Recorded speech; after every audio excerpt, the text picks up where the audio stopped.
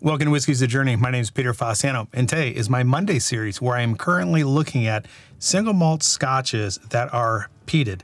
Today's video, we're dealing with the Lagavulin 16. This is coming in at 43% ABV. It is chill filtered and there is added color. So let's go ahead and pour it, nose it, taste it, talk about it a little bit, and then if you stick around until the end, we're gonna go ahead and give this thing a score. The cask maturation on this is going to be ex-bourbon along with sherry.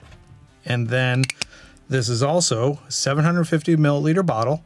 And at the time that I paid for it, and I'm in Phoenix, Arizona, I paid $71.99, but this is currently going for $80 at Total Wine & More, which is the place that I do 99% of my shopping for whiskeys. And since this is a 16-year-old and I just poured this, the magic of editing, I'm gonna come back to this in about 20 minutes and then we'll jump into the review. All right, that was just about 20 minutes.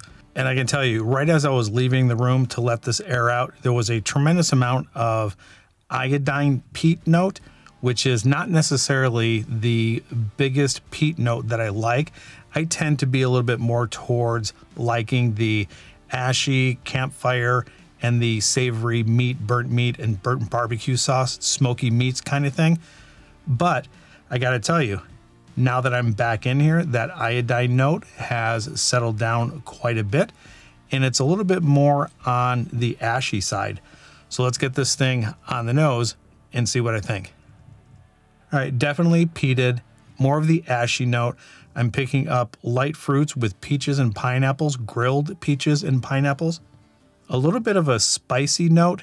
And when I say spice, I want to say maybe somewhere around the line of a cooking spice. I don't want to say that it's pepper or red peppers, but there is a tinge of spice that is not a pepper note. I'm also picking up on a slight amount of saltiness, almost like there is salt in the air, like you're sitting on a beach. And then back behind everything, I don't want to say that it's peat, but it's more smoky, almost like barrel char and vanilla. All right, let's go ahead and get on the palate, see what I think. Immediately on arrival, I get hit with that peat smoke, the campfire smoke, the ashy log note hits the mid palate, and that's where those charred peaches and pineapple comes in. Some vanilla, barrel char on the side. And as it works its way back to the back, that peat starts to rise again and you get a little bit more of that salty note as well along with that peat. Now, as far as peated whiskeys go, I don't think this is over the top at all. This is not like an Ardbeg or a Lafroig. The peatiness is much more subtle, but I would say that the sweetness that I get with the Lagavulin is pretty much equal with the Ardbeg. And it might have something to do with the Ardbeg Uigeadail also being sherry cask matured or sherry cask finished. And with this having a little bit of sherry cask finishing or sherry cask maturation, there's some comparisons here. All right, that first sip was mighty fine. Let's go ahead and get into that second sip, see if I can pick anything else out of it, add some water to it, and talk a little bit about Lagavulin. Second sip, definitely less on the peat, and that might be universal with most peated scotches. The longer that it has time to air out, some of that peatiness goes away. It's still very sweet, get some vanilla, those peaches, the pineapple, the grilled aspects of that, and that salty note is lingering around. Much longer finish on that second sip than the first one. I get more char, more barrel bitterness, and the sweetness lingers around just like the peat note lingers around. It's good. That second sip, I like that quite a bit. All right, so Lagavulin was established in 1816, but Lagavulin 16 is relatively speaking, is a newer release. They actually released it in 1988. And really quick on the ownership, looks like John Johnstone was the first owner, and then J.L. Mackey and his nephew Peter L. Mackey took over, and they were in control of Lagavulin under Mackey and Company from 1867 all the way up to 1924. And I'm not going to really get into this history, but apparently Peter Mackey and Laphroaig had a little bit of a run-in because they were using Laphroaig in their blends, or they were using Lagavulin in Laphroaig's blends, and there was like some dispute, and Peter ended up blowing up and putting some rocks into the water source. It was a huge mess. But anyway, they were in control of Lagavulin until 1924. For a very, very brief time, it looks like Whitehorse Distilleries were involved. They owned it for a little bit. And then quickly after that, Distilleries Company Limited took over from 1927 to 1986. And then I'm not really getting any of the dates correct here, so let me know if I am mistaken in the comments down below. But I think right after 1986, United Distilleries took over and ran it until 1997. And at that time, United Distillers was owned by Guinness. Guinness ended up merging with Grand Metropolitan, which ended up becoming Diageo. And Diageo is the current owner to Lagavulin. Love or hate Diageo, that's totally up to you.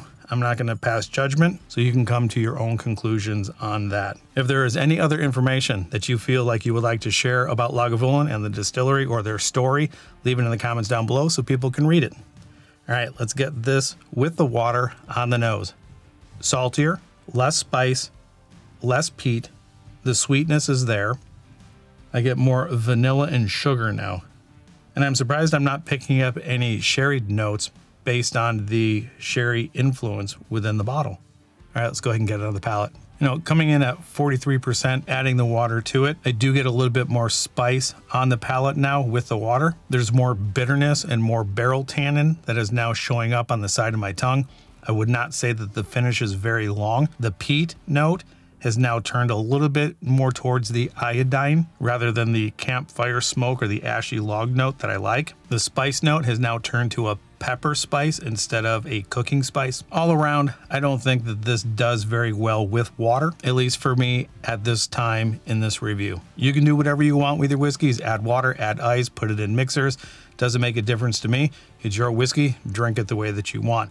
I'm just gonna tell you going forward, I don't believe I would add water to Lagavulin. All of the notes that I had prior to adding the water, I thought were very pleasant. It's an easy sipper. It's well-rounded. There was nothing sharp in this whatsoever. All right, let's go ahead and get on to the score. If you are new to this channel, I score everything out of 5 stars. Because this is a Monday series dealing with peated scotches, I can't compare this to anything other than my peated scotches. And I'm going to rate this one based on what I got without the water. I like the peated notes. I like that saltiness. I like the vanilla that came through. The grilled peaches and pineapple is a very good touch. It was sweet without being too sweet, and it was peated without being the peated notes like the iodine that I'm not necessarily the biggest fan of. I still like it, but I'm not the biggest fan of iodine peat. Even though this is 43% ABV, 43 or 46?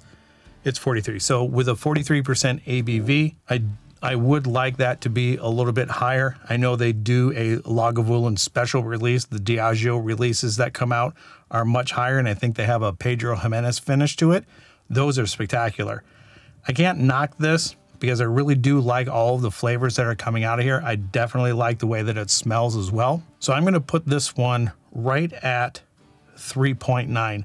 I don't think it hits the territory of the Laphroaig cask strengths or any of the Ardbegs. I'm still leaning towards the profile of Ardbeg over Laphroaig, and I would say that I'm actually kind of leaning more towards the Laphroaig profile over the Lagavulin. Don't get me wrong, all 3 of them are exceptional. It's just my personal taste that I would say that I'm preferring the Ardbeg profile over the others. How about you? If you had your choice between Laphroaig, Lagavulin, and Ardbeg, what would you reach for? Let me know in the comments down below. If you've had Lagavulin 16 or any of the other Lagavulin releases, let me know what you think of them. If you like this content and you've made it this far and you're not subscribed to the channel, do me a favor and subscribe to the channel. Turn that bell notification on because I go live with videos every Monday, Wednesday, and Friday. And like always, wherever you're at in your journey, I hope you're enjoying it. Until the next time, we'll talk to you later. Bye.